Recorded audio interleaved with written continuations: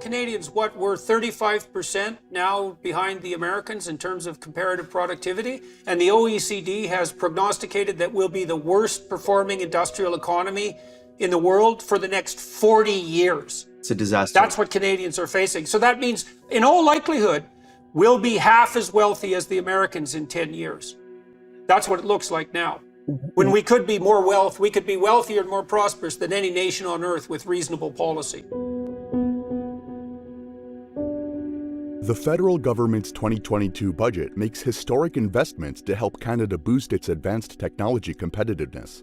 Unfortunately, if competition were a sport, Canada's performance would likely be the Montreal Canadiens, weak and declining. Indeed, Canada looks, in the words of America's first Treasury Secretary Alexander Hamilton, more like a hewer of wood, a drawer of water. Only in this case, a hewer of metal and a drawer of oil. So why does this matter? Winning in advanced industries means a larger economy, a stronger dollar, higher incomes, fewer supply chain vulnerabilities, and a robust defense industrial base.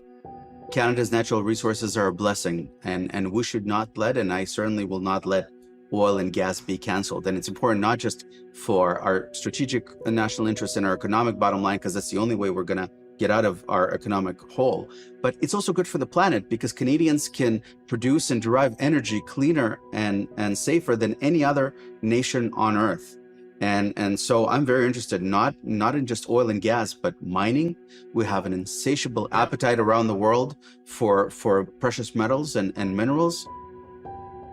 In order to assess Canada's performance, the Information Technology and Innovation Foundation's Hamilton Index examined data on 7 key advanced industries: pharmaceuticals, electrical equipment, machinery and equipment, motor vehicles, other transport equipment, computers and electronics, and information technology and information services.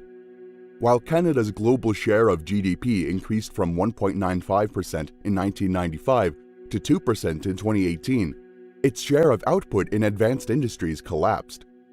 Canada lost global share in all 7 major industries, including information technology and other services.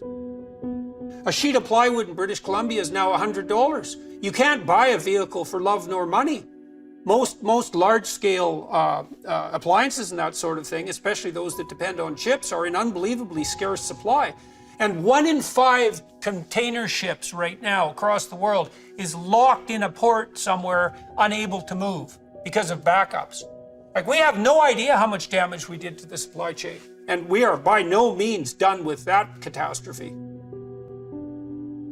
Another way to examine Canada's lagging advanced industry performance is to look at the industry's share of Canada's economy compared to its share of the global economy, what regional economists call location quotient. If Canada had the same share of advanced industry output as the global economy, its location quotient would be 1. In 1995, Canada's advanced industries location quotient was 0.9, meaning that it had 10% less advanced industry production as a share of its economy than the rest of the world. But by 2018, its location quotient had cratered to just 0.6. All 7 industries became a smaller share of the Canadian economy. To compare, America's location quotient is 0.94, China's 1.34, and Germany's 1.74. Even Mexico is more specialized with 0.95. Moreover, of 67 nations, only South Africa experienced a sharper decline in advanced industry. Canada could be supplying cheap and reliable energy to the US. We could be doing the same for Europe. We could be doing the same for China.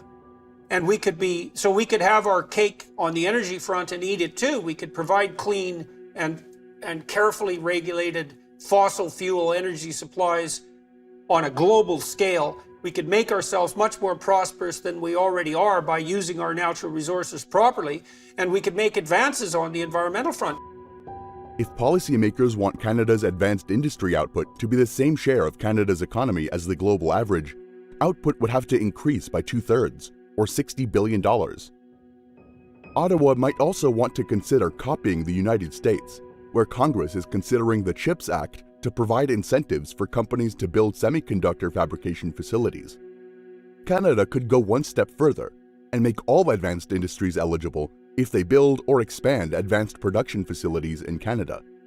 Canadians have already suffered from low productivity, but what I'm seeing right now in speaking to many Canadians and small businesses and medium businesses of all sizes, is that there's a remarkable shortage of labor.